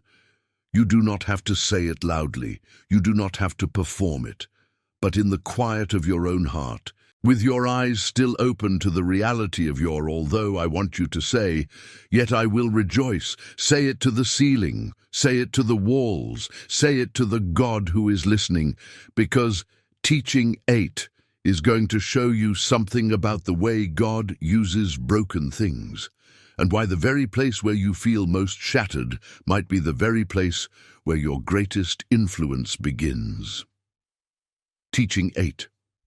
There is something in the nature of God that seems to be consistently drawn to what is broken, what is insufficient, what has been discarded or overlooked or counted out by everyone who looked at it with human eyes. It is one of the most consistent patterns in Scripture, and yet somehow, every time we find ourselves in the broken place, we forget it. We forget that God built his most enduring works not with the polished and the prepared and the fully equipped, but with jars of clay that cracked under pressure and still somehow carried treasure. 2 Corinthians 4:7 puts it plainly. But we have this treasure in earthen vessels, that the excellency of the power may be of God and not of us. Earthen vessels, jars of clay, common, unimpressive. The kind of container you would not choose to hold something precious, and that is precisely the point. The contrast between the ordinariness of the vessel and the extraordinary nature of what it carries makes it unmistakably clear that the power does not belong to the jar. Your weakness in this waiting season is not a disqualification from being used. It is the very context in which God's power becomes most visible. Think about Moses, a man who described himself as slow of speech and slow of tongue, who had a criminal past. He had killed an Egyptian and buried him in the sand, who spent 40 years on the backside of the desert before God spoke to him from a burning bush and called him to stand before Pharaoh. By the time God called him, Moses had already concluded that whatever he was supposed to be, he clearly was not it. He had tried to help in his own strength, and it had gone catastrophically wrong. He had run, he had hidden, he had made peace with his diminished life, and God found him in the diminished life and told him, "Go, deliver my people." Think about Gideon, hiding in a winepress threshing wheat so the Midianites would not see him, when an angel of the Lord appeared and said, "The Lord is with thee, thou mighty man of valor." Gideon's response is almost comical in its honesty. If God is with us, why has all this happened to us? And he goes on to describe himself as the least in his father's house and his father's clan, as the weakest in Manasseh. Not false modesty, an accurate assessment of his social position. Least, weakest, and God chose him precisely there. Think about David, the one nobody expected, the youngest son left in the field with the sheep, so thoroughly an afterthought that when Samuel came to Jesse's house to anoint a king, Jesse did not even bring David in from the pasture until Samuel had rejected all the others. And yet he was the one God had chosen. The pattern is not random. The pattern is intentional. God gravitates toward the unlikely, the unseen, the forgotten, the broken, the insufficient, the small, because in those vessels, the power of God cannot be mistaken for the cleverness of the human being. The glory cannot be given to the jar. It must go to the one who filled it. And so I want to ask you to look at your waiting season through this lens today. What if part of the reason this season has felt so long, so emptying, so stripping away of everything, is because God is ensuring that when the appointed time comes, no one, not you, not the people watching, will be able to attribute what happens to anything but him? What if the humbling of the waiting season is the preparation for the glory of the testimony that is coming? Joseph in the prison had no human resources to draw on. He was a slave in a foreign country, falsely accused, without connections, without power, without any of the things that would make an outcome like his logically possible. When Pharaoh finally called him out of prison and elevated him to the second throne in Egypt, nobody in that room could say, well, of course, he had the right family connections. Nobody could say, naturally, given his credentials and his network. All they could say was that there was a God with him. The excellence of the power was of God, not of Joseph. And that is the testimony God is building in your life. Not just a testimony of what you accomplished, a testimony of what he did with what was broken and empty and seemingly disqualified. A testimony that when you stand up and tell it, in your church, to your children, to the friend sitting across from you at a coffee table, Maybe one day in a video that someone watches in a dark room late at night while they are trying not to give up. That testimony will carry the weight of God's fingerprints all over it. And people will not just be impressed by your success. They will be drawn to your God. I want to bring another broken vessel into this teaching, one who appears in the New Testament, in a prison cell in Philippi at midnight. Acts 16 tells us that Paul and Silas had been beaten with rods, flogged without trial, and thrown into the innermost cell of the prison with their feet fastened in stocks. This was not a minor inconvenience. This was physical pain layered on top of unjust treatment, layered on top of the indignity of being locked in the darkest part of a foreign prison for doing nothing wrong. If ever there was a moment that looked and felt like punishment, like God had looked away at precisely the wrong moment, like the mission had failed, like the calling had led to a dead end, this was that moment. Beaten, bound, in the dark, in the deepest part of the dungeon, and at midnight Paul and Silas prayed and sang praises to God. Not in the morning, after a night's sleep and some perspective. Not after someone came with a message of encouragement. At midnight, in the stocks, with the wounds from the rods still fresh, they sang, and the other prisoners heard them. The text notes this specifically: the prisoners heard them, because what Paul and Silas were doing in that moment was not a private religious exercise. It was a public declaration. It was worship that could not be contained by the walls of a prison. And then there was an earthquake so great that the foundations of the prison shook. Every door was opened, and every chain fell off. Every chain, not just Paul's and Silas's. Every prisoner's chains fell off. The worship of two bound men, in the darkest hour of their night, released a freedom that extended to everyone who was listening. This is the power of broken vessels that still carry treasure. This is what happens when earthen jars, cracked and battered and thrown into the innermost cell, choose to let the light get out anyway. The earthquake of God does not require perfect conditions. It does not require freedom of movement or absence of pain or favorable circumstances. It requires a song at midnight. It requires the choice, in the depth of the darkness, to let what is inside the vessel be expressed, regardless of what the vessel looks like on the outside. You may be in a midnight season right now. The stocks may be real. The chains may feel very physical. But I want to ask you, is there a song still in you? Not a performance, not a put-on-a-good-face song for public consumption, but a real midnight, deep-in-the-bones acknowledgement that even here in this, with all of this, God is still God and the treasure is still in the jar, because the other prisoners are listening. The people around you in the dark, the ones who have not made their own faith declarations yet, the ones who are watching to see whether your faith holds in the dark as well as it holds in the light, they are listening. And your midnight song might be the very thing that releases their chains. There is a moment in the story of Gideon that I want to return to, because it carries something that speaks directly to the broken vessel in the waiting season.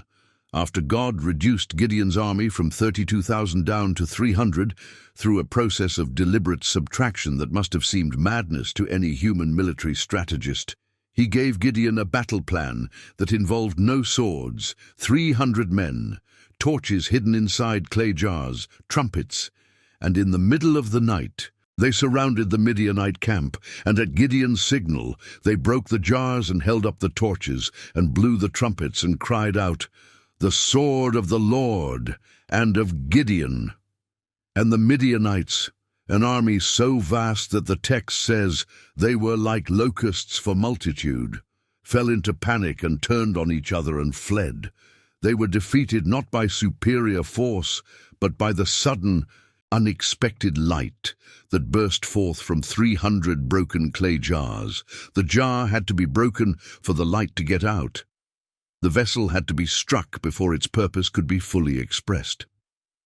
And I want you to hold that image very carefully in your heart today, because it is the image that describes what God is doing in seasons that feel like breaking. He is not breaking you for the sake of destruction. He is breaking the outer surface that has been concealing the light, so that what is inside you, the treasure in the earthen vessel, can burst out in a way that routs the darkness around you. The breaking is the mechanism of the shining. And the season you have been in, the one that has felt like you were being struck from every direction, may be the very season in which God has been positioning you to hold up a torch that will be seen for miles. Here is what I want to leave you with from this teaching. You are an earthen vessel. You may be cracked. You may have been filled with things that should have broken you, but did not quite. You may have run from some things and been thrown into others. You may feel right now more like an empty jar than a vessel carrying treasure. But the treasure is in there. God put it in there. And the crack in the jar is not a flaw. It is the place where the light gets out. I want to ask you to do something that takes courage.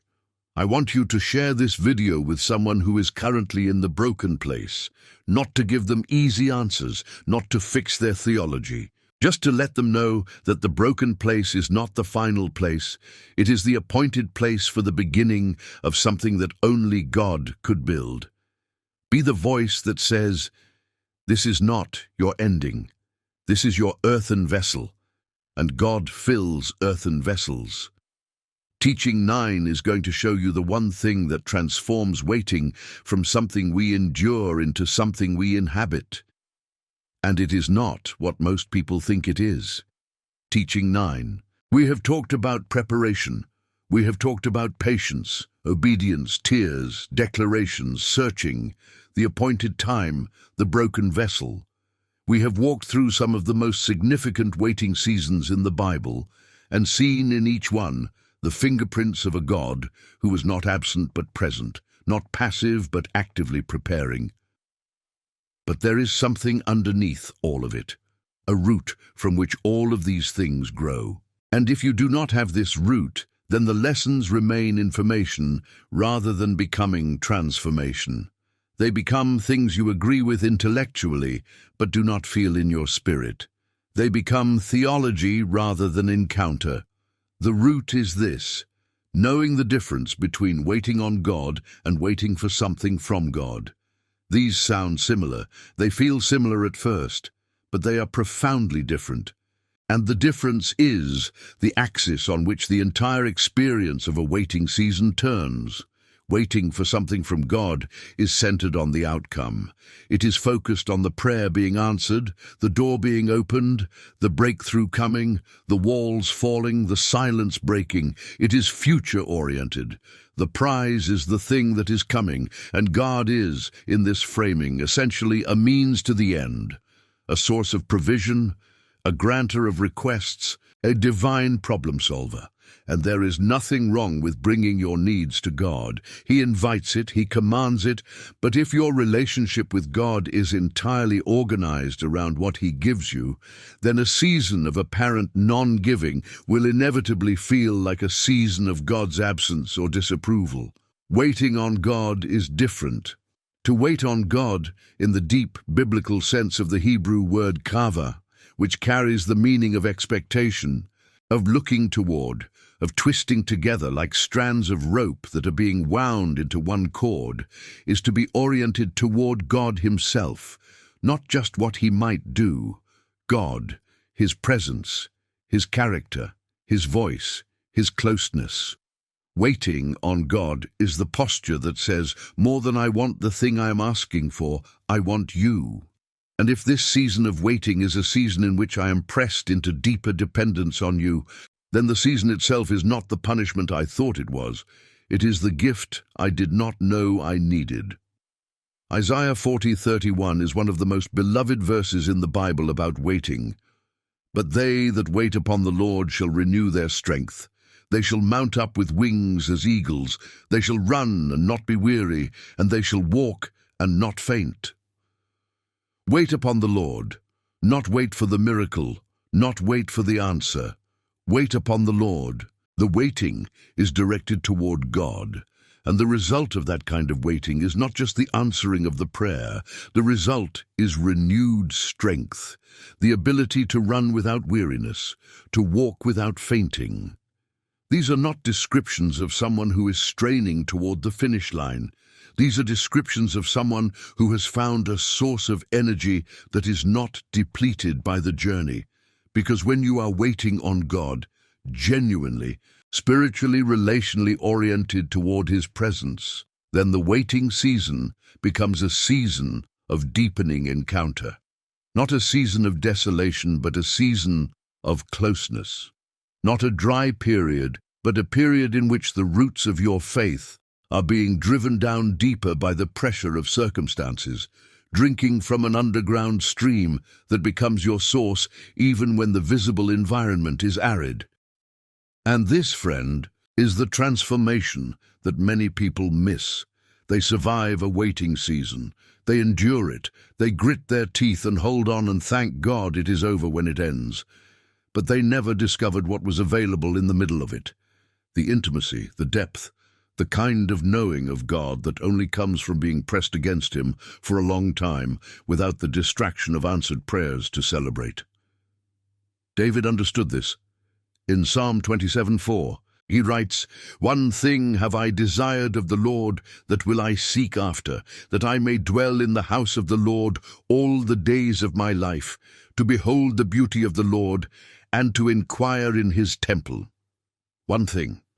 Not the answers to his prayers, not the defeat of his enemies, not the resolution of the crisis. One thing, to dwell in the presence of God, to see His beauty, to hear His voice. This is the posture that turns a waiting room into a dwelling place. And when you find this, when the shift happens from waiting for something to waiting on someone, something remarkable happens in your spirit. The anxiety of the waiting begins to lift. Not because your circumstances have changed, but because your orientation has changed. You are no longer checking the horizon every moment for the arrival of the thing. You are resting in the presence of the one who holds the thing, and whose presence is more sustaining than the thing itself could ever be. This does not mean you stop praying for the thing. David still asked for enemies to be defeated. Joseph still held on to his dreams. Habakkuk still cried, "How long?" The longing does not go away, but the longing is held differently when it is held in the arms of a relationship with God that is not entirely dependent on the outcome for its nourishment. There is a passage in Psalm 131 that I want to bring into this teaching because it captures the interior landscape of the person who has made this shift, the person who has moved from waiting for something to waiting on someone in a way that nothing else in Scripture quite matches. David writes, "Lord, my heart is not haughty, nor mine eyes lofty, neither do I exercise myself in great matters or in things too high for me. Surely I have behaved and quieted myself as a child that is weaned of his mother. My soul is even as a weaned child, a weaned child." This is the image David chooses for the soul that has found peace in God's presence without requiring that God deliver the expected provision on demand. A nursing child is comforted by the mother for a specific reason, the provision of milk. If the milk is withheld, the child is inconsolable. But a weaned child is not with the mother for the provision. The weaned child is with the mother for the mother. The closeness itself is the comfort. The presence itself is the nourishment. And David says, "This is where my soul has arrived. I have quieted myself. I have stilled the internal striving, the demanding, the conditional peace that is only possible when things are going according to my understanding. I am with God the way a weaned child is with a mother, not because of what is being given, but because of who is there." This is the arrival point of a soul that has been through a waiting season and has not merely endured it, but has been changed by it. This is what waiting on God, rather than waiting for things from God, produces in the depths of a person: a stillness, a quietness, a peace that genuinely does pass understanding, not because the circumstances have been explained, but because the presence has been found. I want to bring one final person into this teaching before we close it. Someone whose story, I believe, will speak to the heart of everyone who has been waiting on the edge of something, in a posture of not quite believing it is really over. Mary Magdalene in John chapter 20 is waiting at the tomb. Not the tomb as destination, the tomb as the place of loss, the place where what she loved most had been laid. Everyone else had come and gone. Peter and John had run to the tomb, seen the linen cloths lying, and returned home. But Mary stood outside the tomb, weeping. The others had looked and processed and left. Mary stayed. And in her staying, in what might have looked from the outside like an unwillingness to accept what was obvious, an inability to move on, an attachment that the rational mind had already told her was costing more than it could give. In that waiting, weeping, unable to leave staying, she was the first person in human history to encounter the risen Christ. He said to her, "Woman, why weepest thou? Whom seekest thou?" And she, supposing him to be the gardener, said, "Sir, if thou have borne him hence, tell me where thou hast laid him, and I will take him away." And then he said her name, just one word, Mary. And everything changed, the one who had not left. The one who had stayed at the tomb when the others had processed their grief and moved on. The one who was still weeping, still seeking, still unable to release the thing she loved even when every piece of visible evidence said it was over. She was the one he came to first. Her persistence in the waiting was not the response of someone who lacked faith.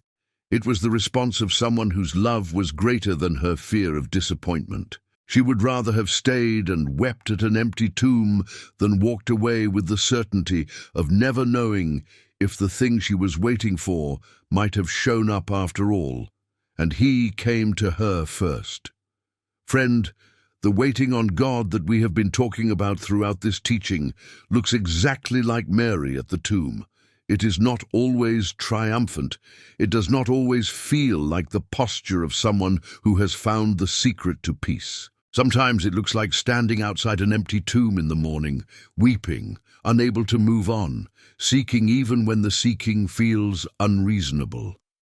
And the astonishing thing, the thing that I want you to carry out of this teaching into whatever season is waiting for you on the other side of this video, is that it is precisely in that posture, the staying, the seeking, the unable to leave waiting, that he comes to find you. He calls your name, not in the grand public moment, not in front of the crowd, but in the quiet of the garden, in the private space of your particular grief and your particular waiting. He speaks your name, and everything changes. I want to leave you with one final image from this teaching. Think about the eagle.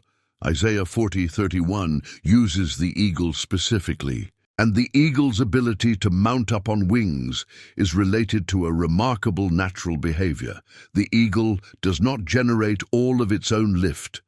The eagle soars on thermals, columns of warm air rising from the earth. The eagle spreads its wings and rides the thermal, ascending with minimal expenditure of its own energy, using the rising air to carry it higher than it could climb under its own power. The thermal is always there.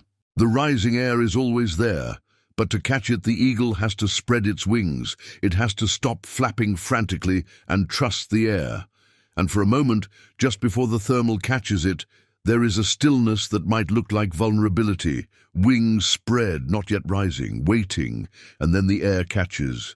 In your waiting season, there are thermals of God's grace that are rising all around you right now. The question is not whether the air is there. The question is whether you are willing to spread your wings and trust it to carry you. Even for the moment before you feel the lift, even when the stillness feels like falling. Spread your wings. Wait on the Lord. The thermal is there and the wind is beginning to change direction. Teaching 10. We have come a long way together. From the pit to the palace with Joseph.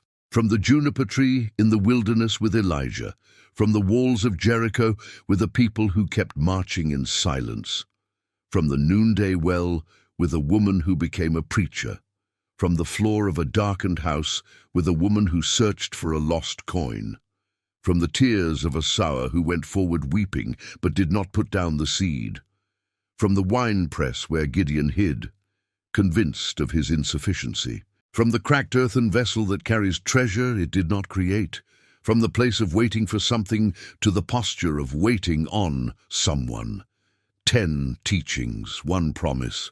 This season is preparation, not punishment. And now I want to bring everything we have journeyed through together to the place it was always heading, the place where synthesis becomes revelation, where all of the individual threads we have been holding become visible as parts of one tapestry, and you see, perhaps for the first time, the full picture of what God has been doing in this season that has felt so barren, so silent, so long.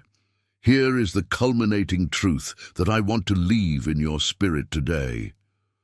Preparation is not a passive process. That is the revelation that I want to give you with everything I have. Preparation is not God putting you on hold. Preparation is not God closing his eyes to your pain while he waits for the right cosmic moment. Preparation is the most active, intentional, relationally invested thing God does in a human life. And it happens primarily in seasons that, from the outside, look like nothing is happening. Think about every person we visited today. From Joseph's perspective in the pit, nothing was happening. He was in a hole. He could not see the path to Potiphar's house, let alone the path to Pharaoh's court.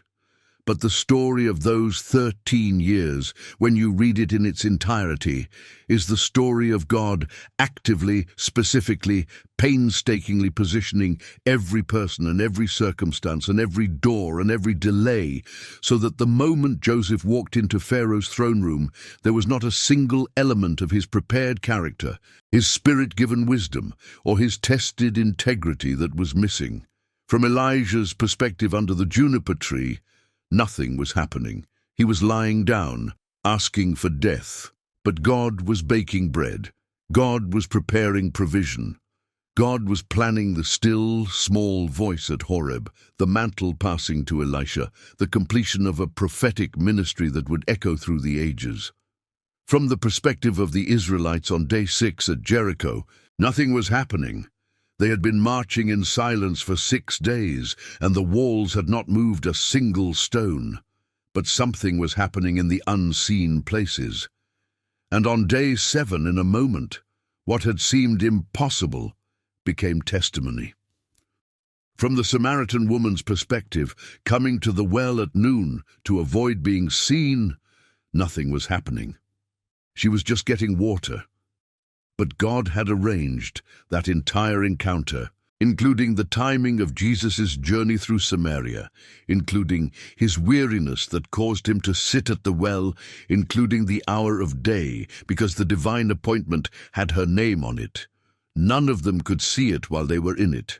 None of them had access to the view that allows you and me, reading these stories thousands of years later, to see the preparation in the waiting. But we have something they did not have. We have their stories. We have the testimony of their seasons. And if we are willing to hold those stories up like a lamp and let them illuminate the path beneath our own feet, we can walk through our waiting season with a different posture.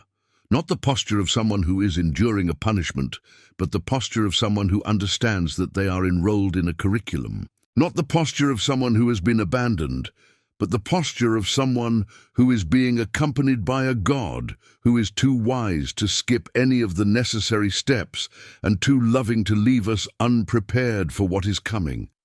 Habakkuk's "Yet I will rejoice" makes sense now, not as denial, but as the declaration of someone who has chosen to trust the curriculum even when they cannot see the graduation. Psalm 126's "Those who sow in tears will reap in joy" makes sense now, not as a promise that the tears will go away quickly, but as a promise that the tears themselves are part of the planting. and the harvest is real. Romans 8:28 makes sense now, not as a comfortable bumper sticker, but as the declaration of a God who is architecting something so complete, so comprehensive, so intentional. In that every single thing, including the darkest days of this waiting season, is being woven into the good that is coming. This is the revelation. This is the promise of the title. This season is preparation, not punishment, and you are not in it alone, and it will not last forever, and what comes out of it will carry the fingerprints of a God who does not waste a single day. Now I want to pray with you, and I want this prayer to be for you specifically, for where you actually are, not a general prayer for a general person. I want to name what you have been carrying, so if you will receive it, come with me now into this moment of prayer.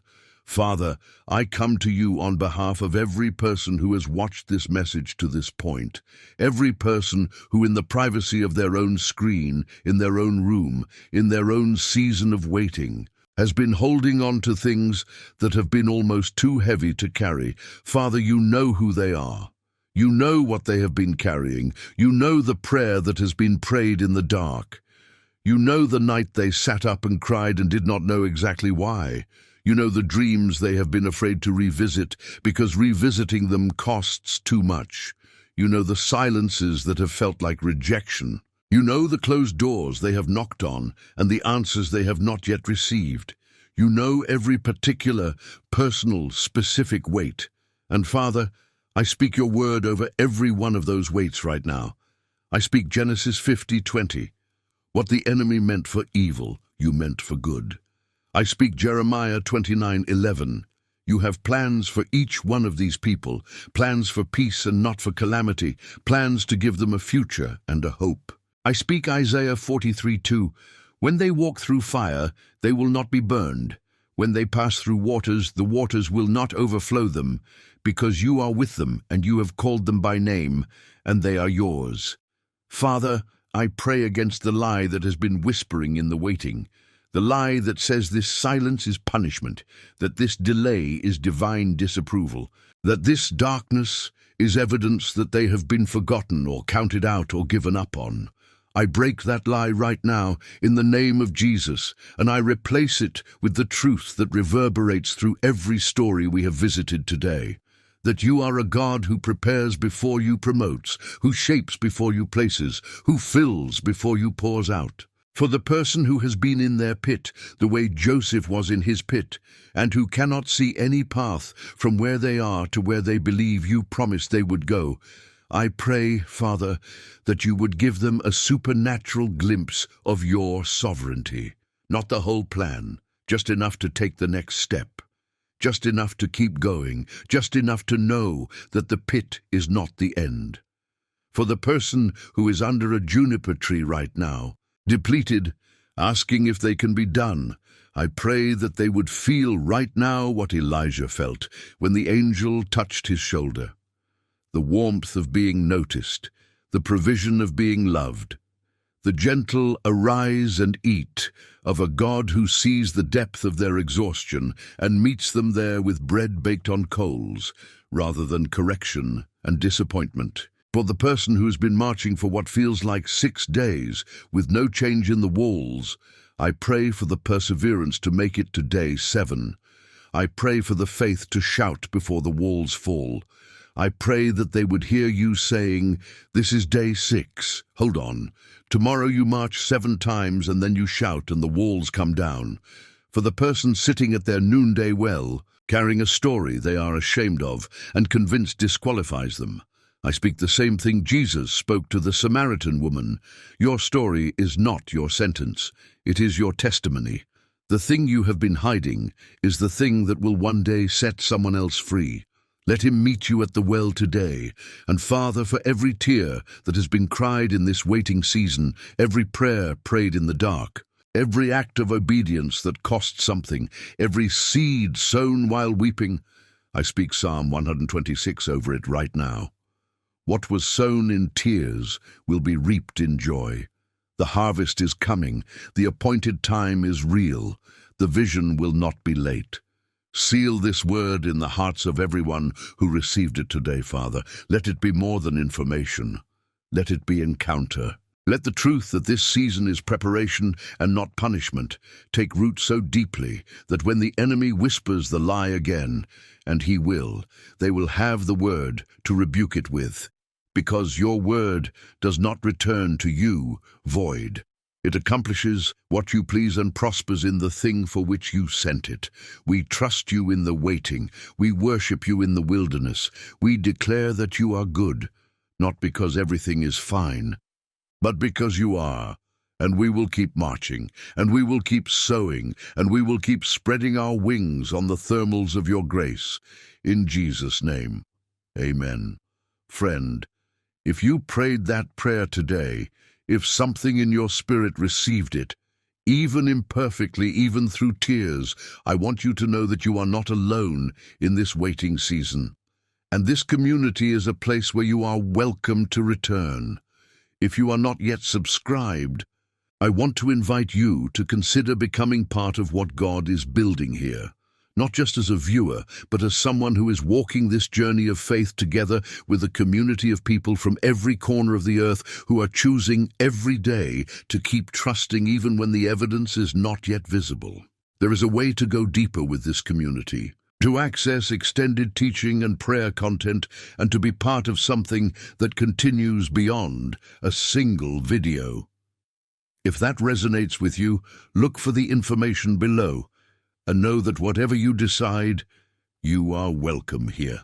To everyone who has stayed until this final moment, who sat with us in the pit and the wilderness and at the well and in the house with the candle and under the juniper tree and at the wall of Jericho and in the field with the tears and in the broken place and on the thermal of the eagles waiting, I want to tell you something from the deepest part of what it means to do this work.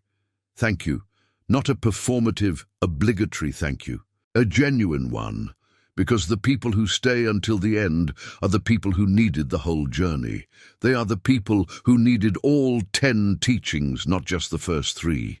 They are the people who will carry this word beyond this video, into their families and their friendships and their own eventual testimonies. You staying was an act of faith. You staying was you saying, I believe that what comes at the end is worth waiting for. That is not an accident. That is preparation. So I want to leave you with this. Right now, before you click away, before you close this window, before you return to the circumstances that you came here carrying, I want you to make a declaration. Say it in your heart, or out loud if you can, or type it in the comments. I am not being punished. I am being prepared. This season is not my ending. It is my curriculum. And the God who started this good work in me will complete it. Say it. Mean it even if you do not fully feel it. Because faith does not wait for feelings to catch up. Faith declares the truth in the middle of the lie and trusts that the truth is strong enough to hold. There are other videos appearing on your screen right now, suggested for you specifically. I want you to consider them as the next step of this journey, not as the end of a message, but as the continuation of a conversation that God is having with you about this season of your life. And I will leave you with this. The same God who took 13 years to prepare Joseph for a 5-minute conversation with Pharaoh has been with you every single day of your waiting season. Not watching from a distance, but present, building, shaping, filling, preparing, and he is not done yet.